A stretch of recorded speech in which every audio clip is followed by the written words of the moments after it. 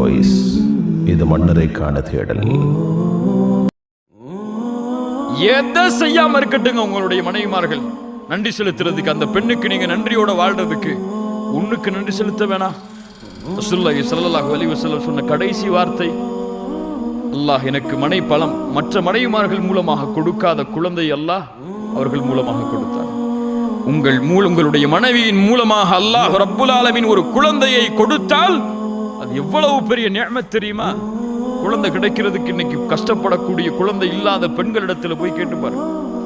2 குழந்தை 3 குழந்தை பெற்று ஒரு பெண் கொடுக்கிறாள்னா சாதாரணமானதா? உங்க குழந்தை இல்லாத பெண்களிடத்திலே சென்று அந்த குழந்தையை பெருக்க வேண்டும் என்ற ஆசை உள்ளவர்களிடத்திலே சென்று அந்த அருமையை கேட்டு பாருங்க.